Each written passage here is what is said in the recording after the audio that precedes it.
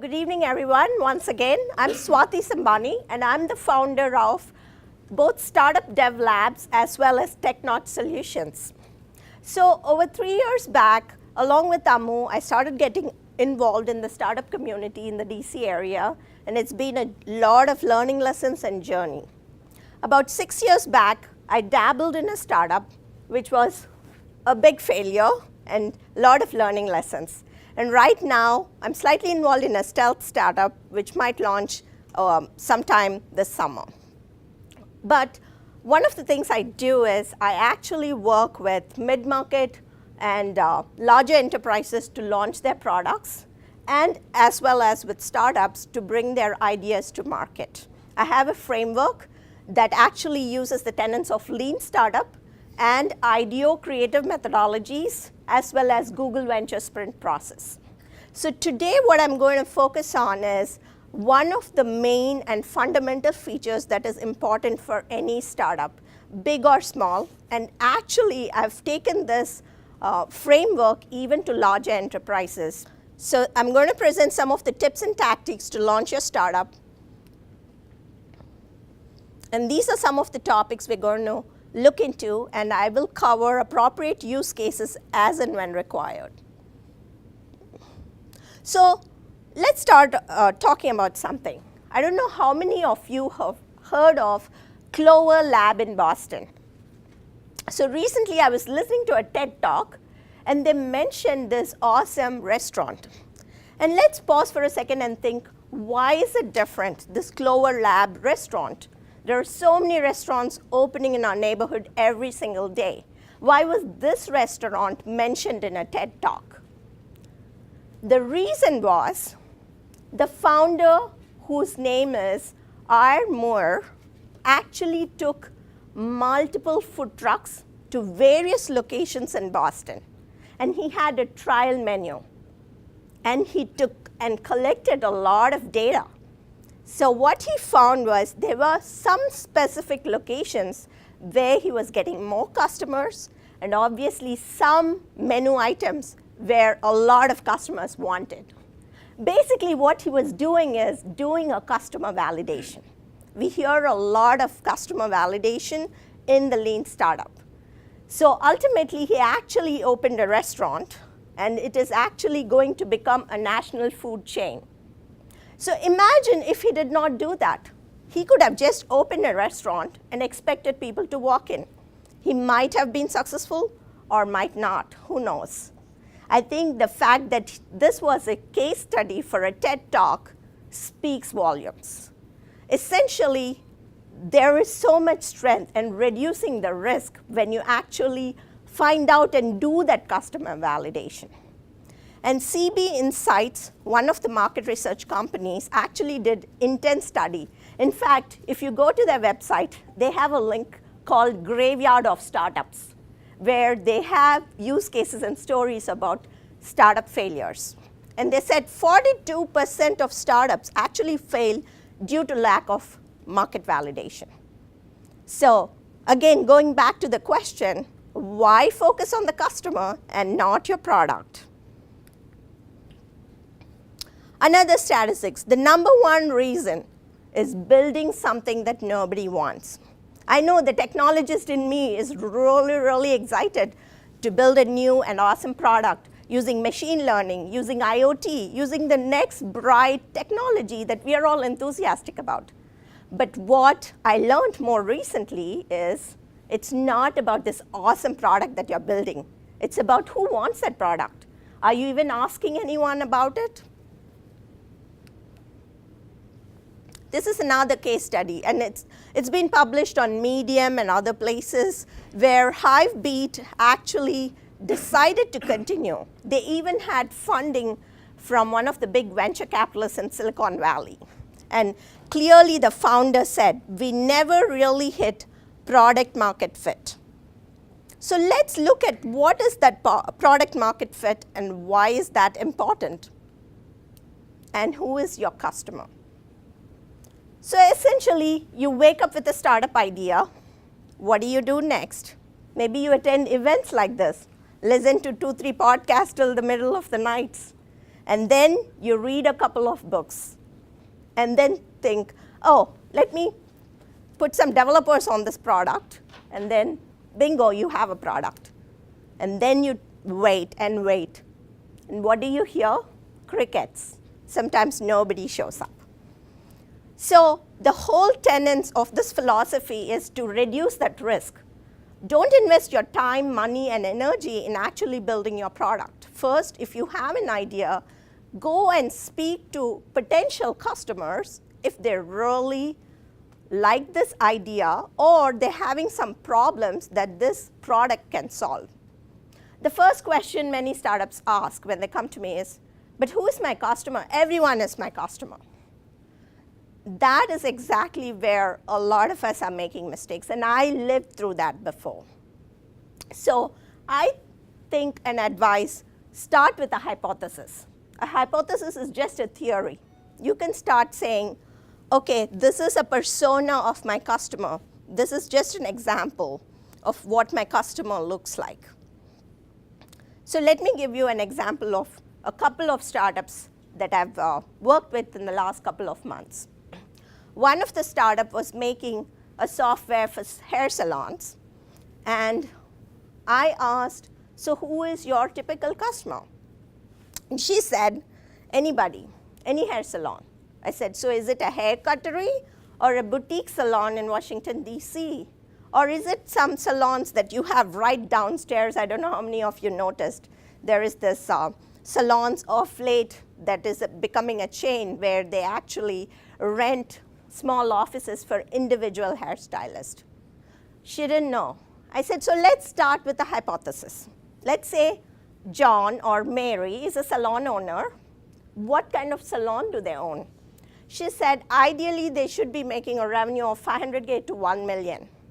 Okay, so now we are getting somewhere. What does a salon owner want, and what are they excited about? They're excited about making their customers happy.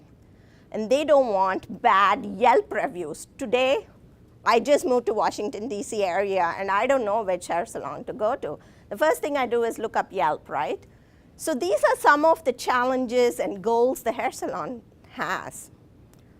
The next thing I asked her is, we should start talking to the hair salon owners. And she was like petrified.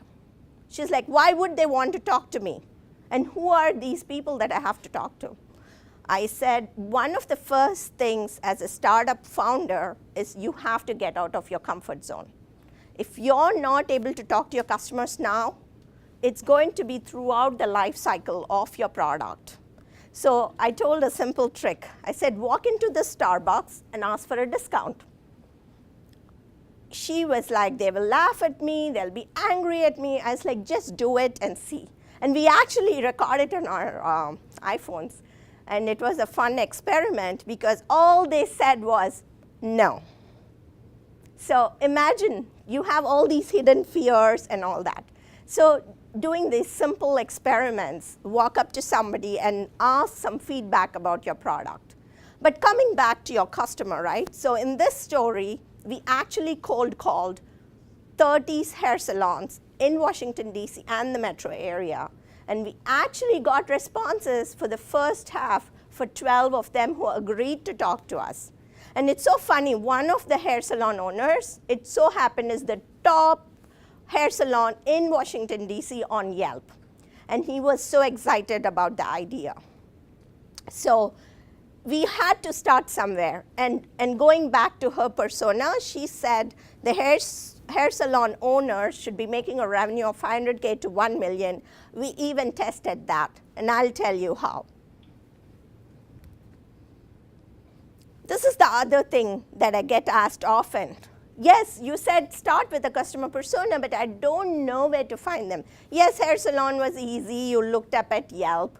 I'm making like a recruitment software for companies who use it for recruitment. So where do I go and talk to such customers? Asked one of the startup founders that I was coaching.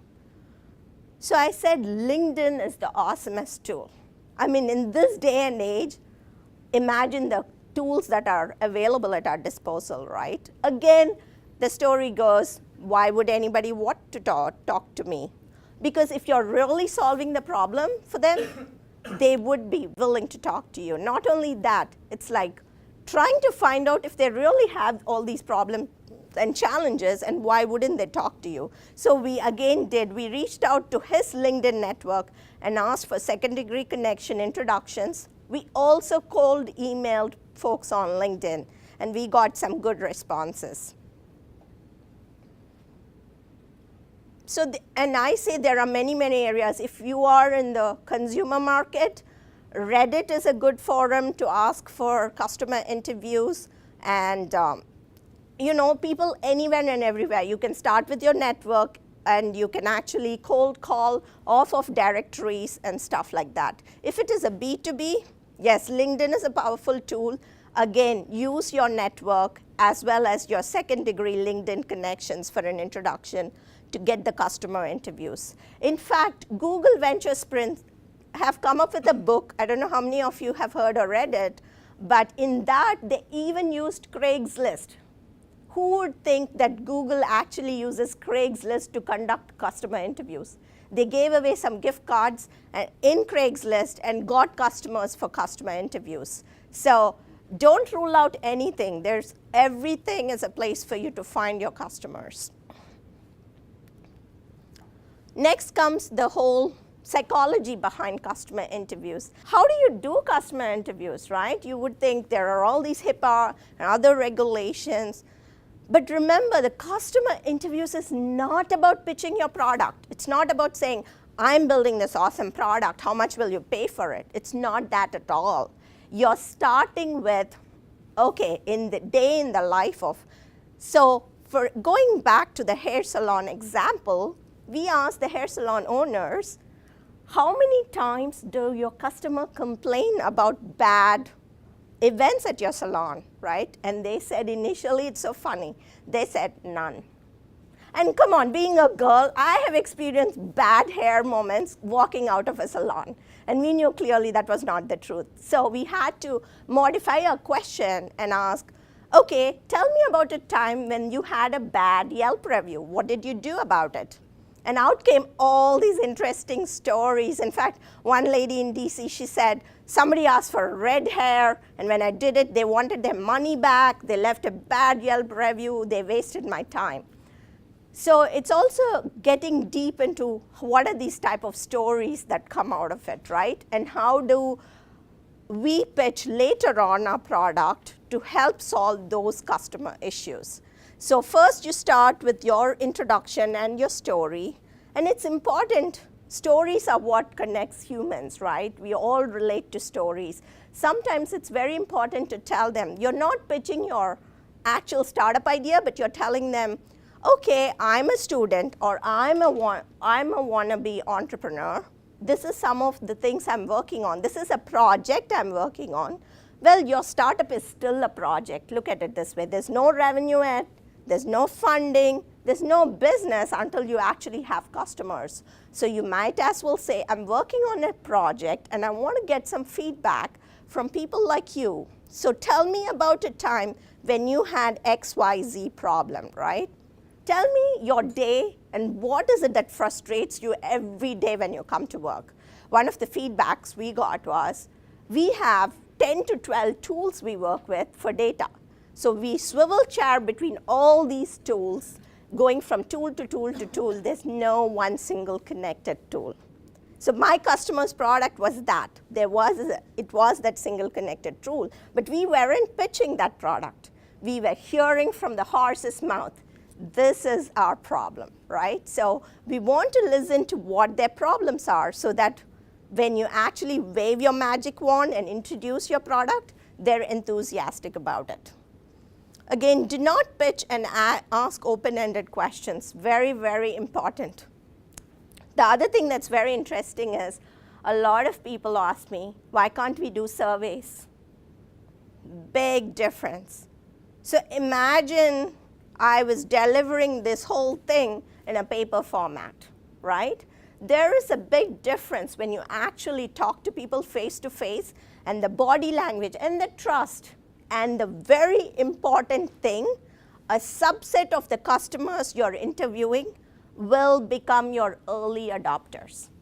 Actually, it's been proven again and again. If you speak to 30, 40, 50 people, at least 10% will say, what is this project you're working on? I'm very excited. And then immediately you will say, I will keep you posted and I can come back with a demo.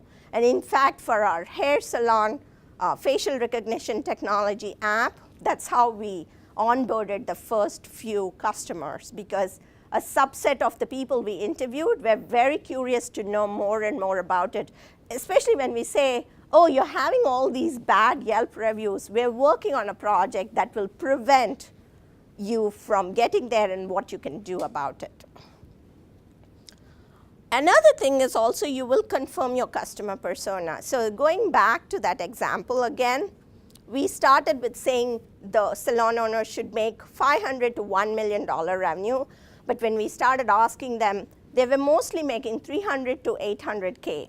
So that is indirectly telling you what is the price point they're willing to pay, right? And salon owners like downstairs, where it's more like individual stylists, they don't even make that kind of revenue. So they're clearly not our customer base.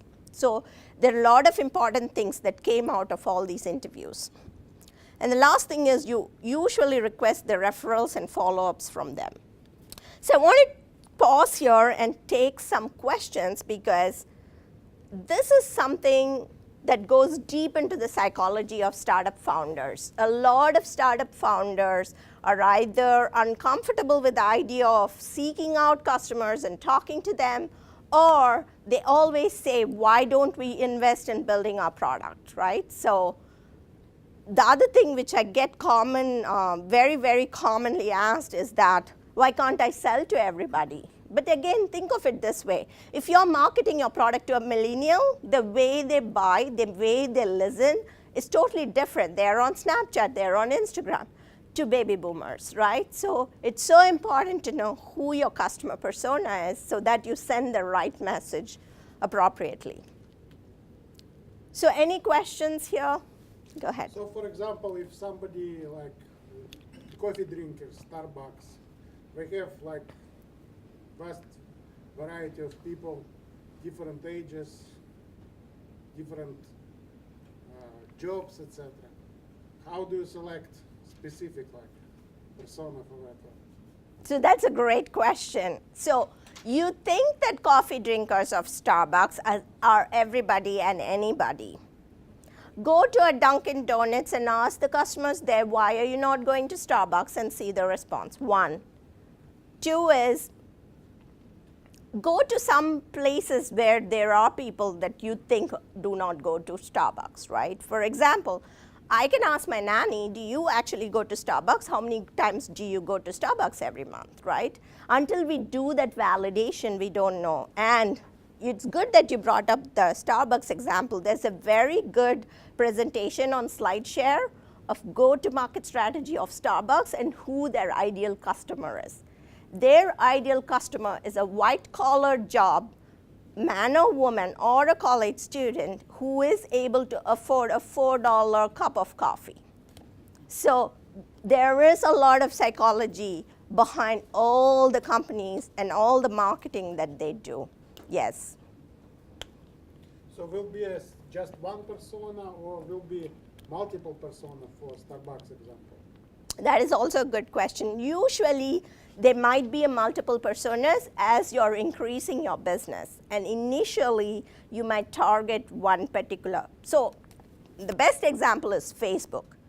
What persona did they start with? They actually started with a college student at Ivy League colleges. You actually had to have @edu in order to register on Facebook. And today, they're saying billions of people, which is everybody on the earth and then some. But to go back to their ideal persona, they did not start by saying, okay, 8 billion people use Facebook, right? They started step by step they had. And also they did not introduce the business side of things. That was also an incremental step-by-step process. And even if you see LinkedIn, it's interesting. Tomorrow or day after, I'm launching a podcast called Brave New Entrepreneurs, telling the success stories of entrepreneurs who are first-time startup owners and founders. But one of the ladies whom I interviewed, who's the founder of Work America, told me a very, very interesting story. So her startup, Work America, connects community college students to recruiters and also employers. So I asked, so why don't they use LinkedIn, right? It's very interesting. 1 year she went and worked in community colleges in Midwest. And do you know how many people, how many students have heard of LinkedIn? 0. So it's very clear, LinkedIn's persona is a white-collar employee, right? So every product in the world actually has a particular typical persona. So we don't know because we are sitting on the other side, but they have done all that research and come to that success level.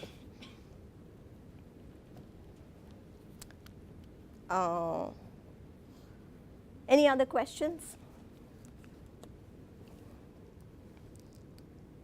So, for example, if I sell a toothpaste, I want to launch a new variety of toothpaste, who would be my ideal persona?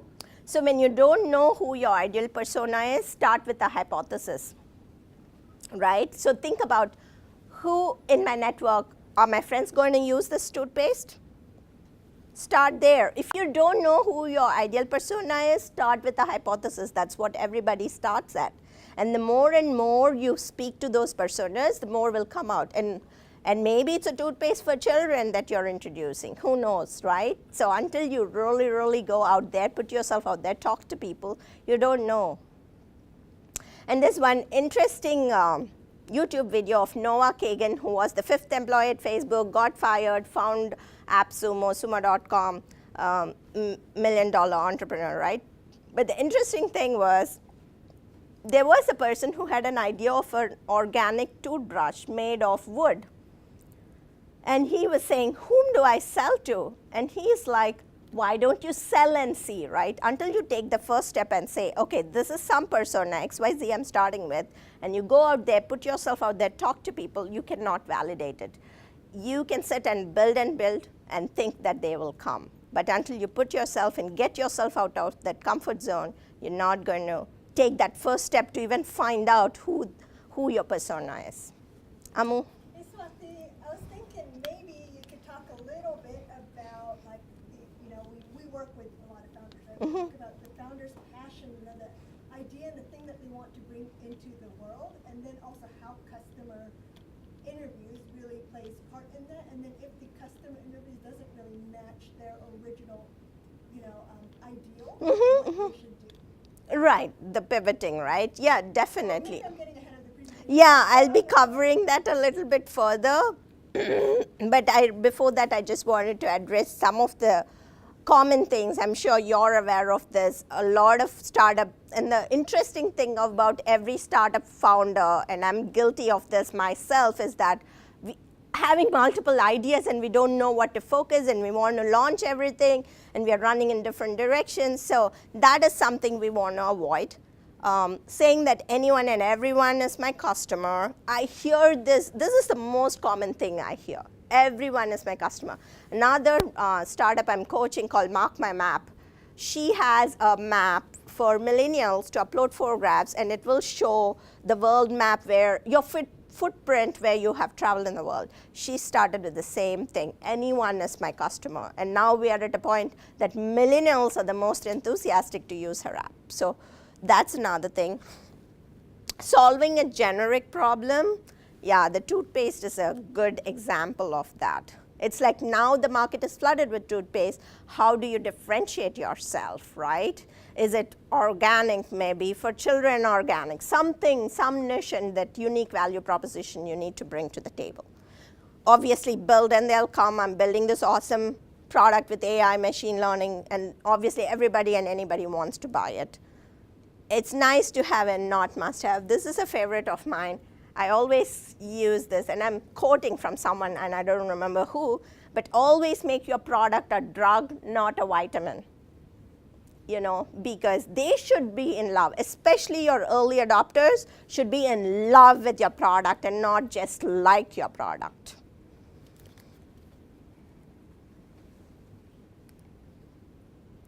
So we spoke a little bit about that unique value proposition in the example of the toothpaste, but again, I think finding that unique value that you're going to offer, because the world is filled with competition. HubSpot's founder recently said when they started, they were one of the first of 10 applications for marketing, and now Product Hunt has listed 6,000 applications for marketing, right? So what is that unique spin you're bringing to the table? Why should the customer come to you instead of someone else? You want to find that. And I gave an example of Airbnb here, because it's also what are the words you're using to actually send that message. Look at Airbnb. They say stay, play, discover, and find your unique home experiences and local guides. Does it say anywhere you're actually sharing your house with a stranger? No, it doesn't. So it's very important to actually message it appropriately as well. What is that benefit, and what is that picture in mind that you're able to create with actually articulating your unique value proposition?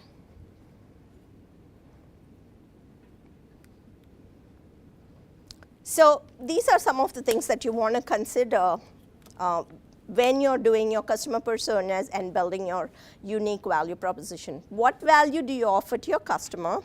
What are the needs? What are the problems? Why should the customer choose your solution? And sometimes, are you even targeting the right customer, right? Whenever, and this goes back to Ammu's point, I'm going to touch base on that. So when you do all these customer interviews, you're collecting all the data, what we call customer insights. You got a lot of insights, right? But sometimes what you find out of those insights is that there is no problem that your product might potentially solve for them. So what do you do then, right? So you might hear something like, my problem is X, Y, or Z, but your product might solve A, B, C problem, so there is a disconnect there. What do you do then? And that is when you might have heard the word pivot. You're going to pivot your solution. But before pivoting, I always say, maybe you're asking the wrong customer. Maybe your toothpaste is not for children, it's for millennials. They want something that changes colors. I don't know.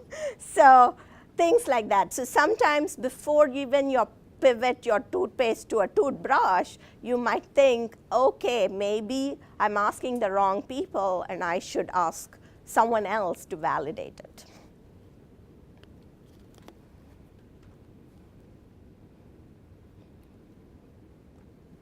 So paying customers and the Rogers Innovation Adoption Curve. This is also very interesting, and we also had a good learning experience in the whole example of the recruitment software I was talking about.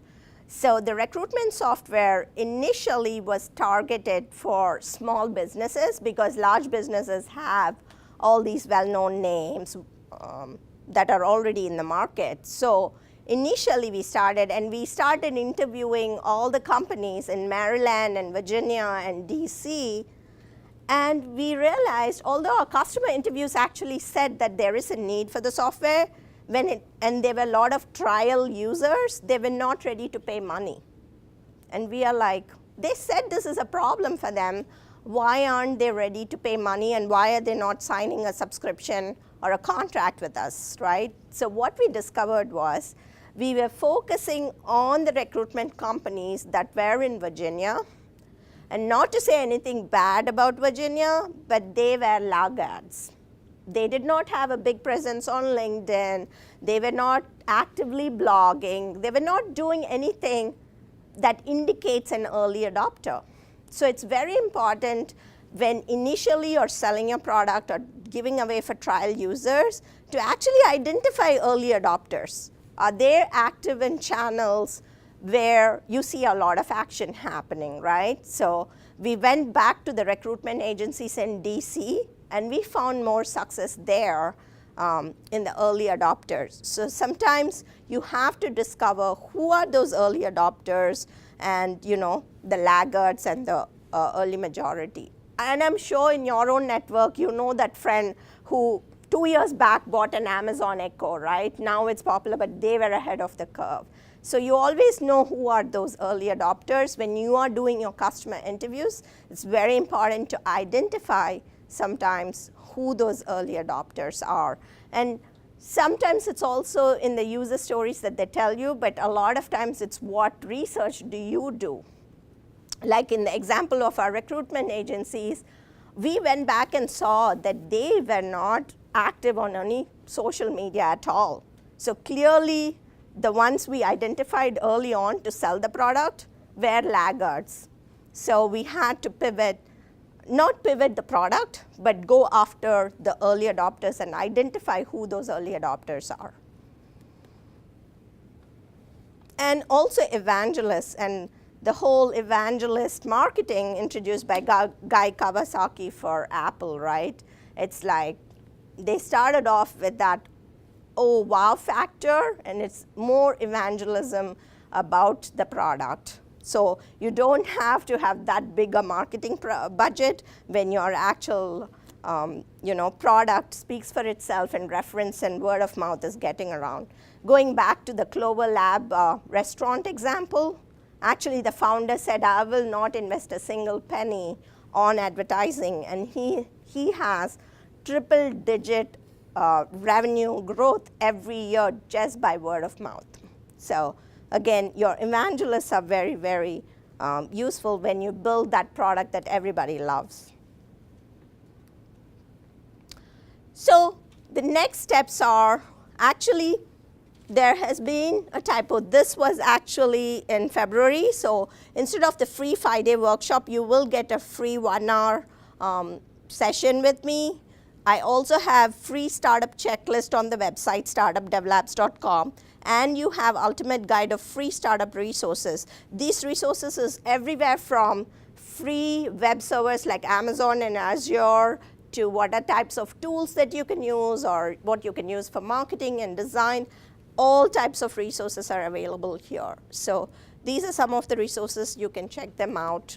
And now I want to take some questions. Yeah. So if you have signed up upfront and you have given your email, then we will send you the presentation to your email, and you can schedule the sessions, follow-up sessions with us. So that's all I have. Thank you so much. And